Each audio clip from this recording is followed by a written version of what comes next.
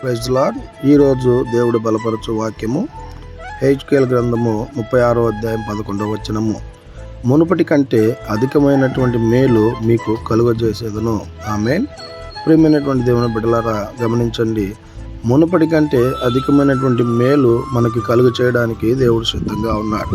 గత నెల మొత్తము నువ్వు ఎన్నో ఇబ్బందుల ద్వారా, ఎన్నో కష్టాల ద్వారా, ఎన్నో బాధల ద్వారా నెల మొత్తం అనుభవించి ఉండొచ్చేమో, కానీ ఉదయకాల సమయంలో చెప్తున్నటువంటి మాట, మునుపటి కంటే అధికమైనటువంటి మేలుతో దేవుడు నిన్ను ఆశీర్వదించాలని దేవుడు ఆశపడుతూ ఉన్నాడు.